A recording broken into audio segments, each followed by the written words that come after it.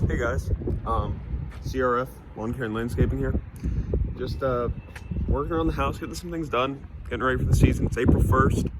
And I figured I'd check in with you guys to do a 2022 lawn care setup. Why not, right? So yeah, let's hop into it.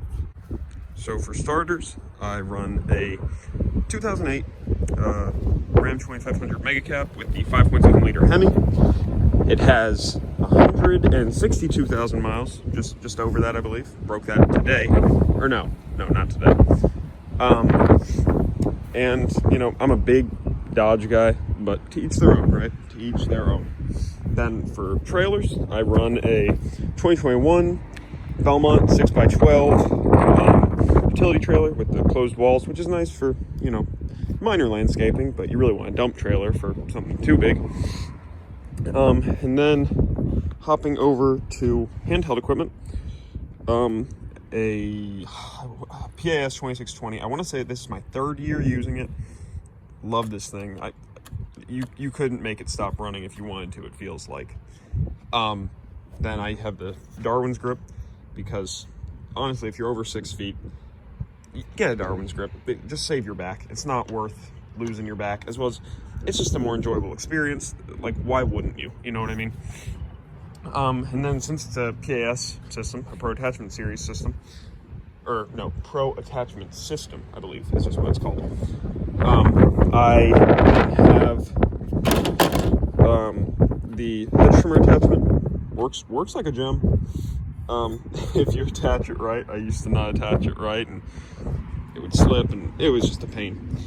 Then just the brush cutting attachment. This blade sucks, not gonna lie, it sucks. But the actual attachment is good. Same thing, if you don't put it in right, it won't work right.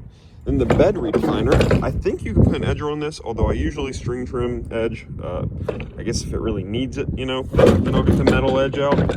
But a bed redefiner works great. Then the only piece of steel equipment that you'll see that I really own is a steel, MS-170. Great little saw, 16-inch bar. Great for little trees or big bushes. I don't know, and everything in between, I guess, right? Then the only gas can, I have one other, but I couldn't find it.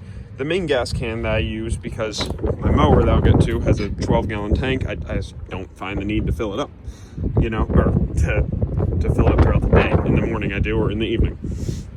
But just a little 1.25 gallon tank, no spill, which is nice. Then we have a accelerator bagger. I did get a Ballard one initially, but the bracket that they sent me wasn't right, and they didn't actually have one for my mower. So we decided to go with the accelerator. So then all green touch racks. I say all like it's a lot, but they seem to work great for me. Hey, Brian's 10 will save you 10%. Just remember that. Yeah, I bought them off Ballard. I'm sure from my understanding you can buy from the manufacturer, but that's just where I bought it. And then for gas and string trimmer or oil, I use Echo Red Armor. That stuff, I think it's head and shoulders above the competition easily. And then Echo Black Diamond trimmer line, 0.95 or 0.95, whatever you want to call it. Kind of just because I'm an Echo fanboy. Moving on to the blower, we have a Echo PB580T. I think this might be its 4th or 5th season it's going into. I've been doing this for 6. This is my 6th season that I'm going into. So I think it's its 4th season that's going into. But great blower for just normal grass. I wouldn't use it for leaves or stuff like that. So I want to get a 90-10 maybe this year. But I just don't know if I need it. I know it could make me far more efficient. But we'll get to that. We'll cross that bridge when we get to it, right? Then, let's see. We'll go smallest to largest, okay? We have a little 21-inch Craftsman non-self-propelled push mower. I do almost no push mowing, but works for what I need to do inside some batting cages, stuff like that. Every once in a while, a fenced yard. Don't destroy me. I haven't trimmed yet, just because I was testing out Ballard X blades, which I'll talk about that in a minute. This is a 2016, I want to say, or 2016 or 2017 Gravely ZT34. Has the 21 horsepower Kohler 6000 series motor. Great motor, especially for a 34-inch deck. This thing weighs like 400 pounds. It has all the power you could want. Like, pound for pound, it's definitely more powerful than my other mower. But you know, this was originally bought by my stepdad. He was just gonna use it around the house, and I'm like, hey, could I start mowing yards and I'll just pay you back for it as I go and get to use it. So I'm very blessed to with that. So yeah, so that's that. Hey guys, so I forgot to ever say anything about the Ripper blades, or not the Ripper blades, the X blades. I had used them, and they probably only took a couple hundred RPMs max whenever they were under load, a couple hundred RPMs less. However, I could definitely feel it. Maybe it was more in my head, but I felt like you could feel it in the hydros when moving it. Everything felt a lot more sluggish. Corey Ballard said that wouldn't rob any power, but it definitely robbed some power. Nothing against Corey Ballard. Like, I love a lot of his products. You know, his I don't know if he even makes it, but he sells it anyways.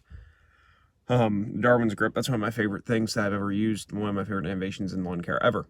However, I felt like it used more power from my mower, which, not that it can't handle it, but it's going to be less fuel efficient, things like that.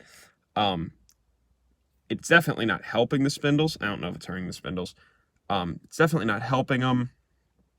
I didn't think it cut any better. I didn't think it striped any better. The clippings weren't even as small as I'd like them to be, and frankly, on a smaller motor, something like in a John Deere, that notoriously, my family, they're farmers, love John Deere. I love John Deere, but I don't know why their mowers have such small motors in them. I don't even know how they mow very well at all with them. Maybe it would work better in leaves. I was using it in like pretty thick, wet grass. I gotta admit, but still, it just felt just weighed down and heavy. Wasn't my cup of tea, but yeah, that's just my 2 cents, you know. Maybe it works better for some other people. Something like one of those Skags, those 40 horsepower Skags, like those V-Ride 2s. They're only 1,000 pounds with 40 horsepower. Maybe they'll tear some stuff up with that, you know. But that's just my 2 cents. Now, moving on to my main mower, my baby.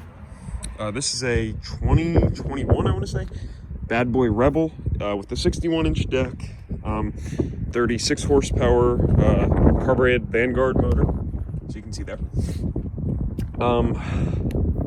The only gripe I would say that I have about it is whenever I bought it, I know that Briggs & Stratton makes great motors, and I have had great experiences with it since.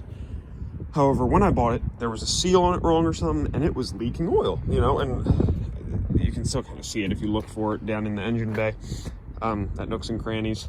But great power, and since it's been fixed, hasn't given me any problems. We're currently at 357 hours, 357 and a half hours on it. Would be more, although I got my license end of July last year, so just this year is when I'm really starting to get to hit full-fledged. Pretty excited about that. Just a little igloo cooler for drinks, snacks, stuff like that throughout the day. As you can tell, solo owner-operator type of deal going on here, but it's efficient. It works for me. For landscaping jobs, I have some buddies that I'll hire for the day, you know. But one little thing. So I have this Edge Pro here. This before I really knew how to edge with a string trimmer, which I actually think it looks way better than doing it with a stick edger, for finish anyways. The stick edger is good for if it's not already made, if the edge isn't there to remake it.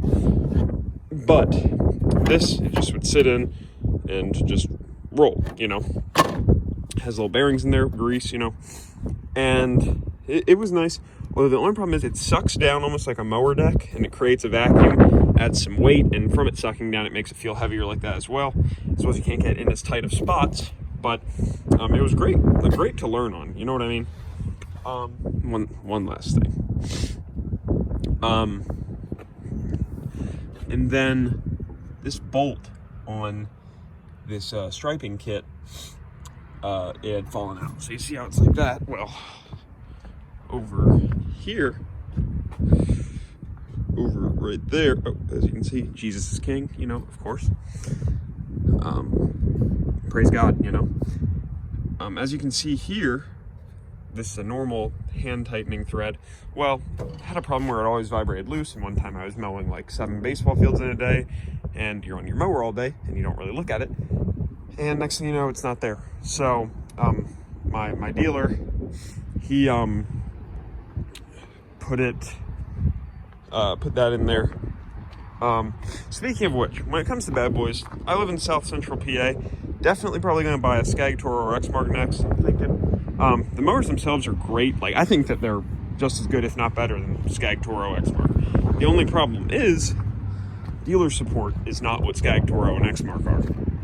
The reason that's very tempting to go with it again, though, is the pricing. What you can get for $9 grand with Bad Boy would be like 12 grand with Skag, or Toro or Exmark. Now, yeah, that's just about everything with my setup, guys. I don't think there's too much else to go over. But yeah, thanks for watching, guys, and God bless.